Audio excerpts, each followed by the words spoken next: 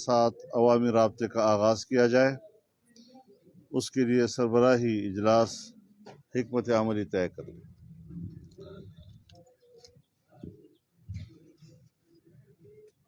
मईशत तबाह हो चुकी है और उसकी तबाही ये सिर्फ आज या कल की बात नहीं है, आइंदा कई सालों तक हमारी मईशत की जुमूद का ये सिलसिला बरकरार रहेगा। हम आइंदा सरबराही इजलास में इस बात पर गौर करेंगे कि मईशत की बेहतरी के लिए हमारे पास क्या तजावीज़ हैं, क्या फार्मूला है, और हम आवाम को इन बुरे दिनों से और मईशत की इस ज़बूं हाली से और इस इन्हिताज से कैसे निजात दे सकते हैं, इस पर हमें अपने माहिरीन की रहनुमाई लेनी होगी। इसके अलावा जो इस वक्त अफ़गानिस्तान और ईरान बॉर्डर के ऊपर जो ट्रेड हो रही है और वहाँ की जो लोकल आबादी, उनका जो रोज़गार उसी ट्रेड से वाबस्ता है, पाकिस्तानी इदारे वहाँ इतना जुल्म कर रहे हैं और वहाँ के जो छोटे कारोबारी लोग हैं, बॉर्डर के साथ उनका रोज़गार वाबस्ता है, उन पर तशद्दुद कर रहे हैं, गोलियां तक चला रहे हैं। और आज लाखों लोग ऐसे हैं कि जो इस वक्त बेरोज़गारी का शिकार हो गए हैं और वो अपने बच्चों के लिए फ़िक्रमंद हैं कि हम किधर जाएंगे आखिर। तो इस हवाले से कुछ रियासत की भी ज़िम्मेदारियाँ होती हैं, आखिर वो भी इंसान हैं, उनकी भी औलाद है, उनकी भी बाल बच्चे हैं, उनकी भी माशी ज़रूरत है। इन गरीबों पर आखिर वो अपने कहर का नज़ला क्यों गिरा रहे हैं। इसके अलावा ये बात भी हमारे मद्देनज़र है कि कोरोना रोया जा रहा है, लॉकडाउन किए जा रहे हैं। इस वक्त तक जबकि वैक्सीन पैदा हो चुका है मुख्तलिफ ममालिक ने उसके लिए, लेकिन हम आज तक एक पैसे की भी कोई दवाई बाहर से नहीं ला सके।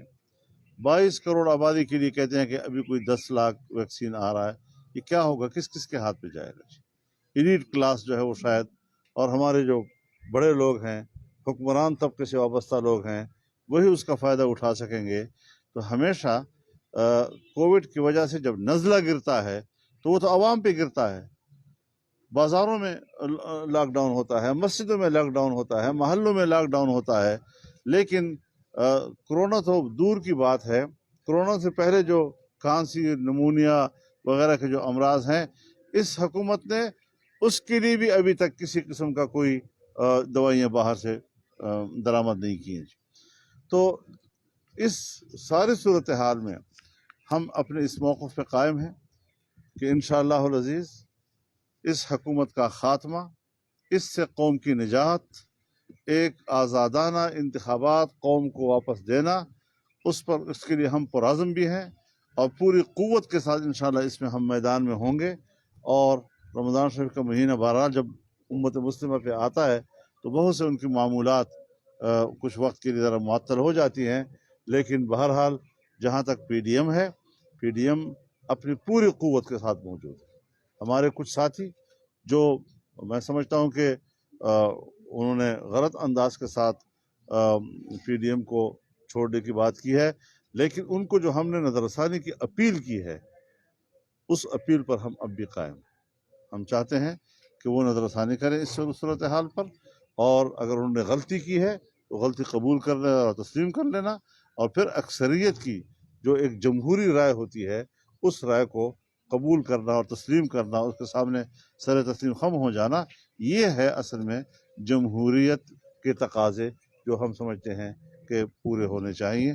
तो ये चंद बातें जिस वक्त मौलाना साहब वो ये कहते हैं कि जुर्रत कैसे हुई PDM क़यादत की एक जमहूरी जंग लड़ने वाली पार्टी को नोटिस भेजने की? शायद हकान अब्बासी और मौलाना साहब ये बातें हो चुकी हैं, इस पर दोबारा हम बात नहीं करें। जी सोलंगी अब स्टेट बैंक जो है आपका दिया जा रहा है, जिससे पाकिस्तान का कोई इदारा नहीं पूछ सकेगा آپ کی پوری معیشت جو ہے گروی رکھی جا رہی ہے، تو اس کے بعد آپ کیا سمجھتے ہیں کہ پاکستان بچے گا؟ پھر یہ تو پاکستان کا سودا کرنے والی باتیں ہیں۔ صاحب کل بھی پیپلز پارٹی کے مرکزی سیکرٹری اطلاعات منظور نے بیان جاری کیا ہے، آج پھر فیصل کریم پوری نے بھی وہ PDM کے اجلاس کے حوالے سے اور میڈم مریم نواز کے بیان کے حوالے سے کہ مریم نواز کہتی ہیں کہ پنجاب حکومت یا حکومت ہم نہیں گرانا چاہتے، ہم چاہتے ہیں حکومت مدت پوری کرے، تو وہ کہتے ہیں کہ نون لیگ نے ڈیل کر لیا حکومت پوری کرانے کے لیے، الزام ہمارے اوپر لگایا جا رہا ہے۔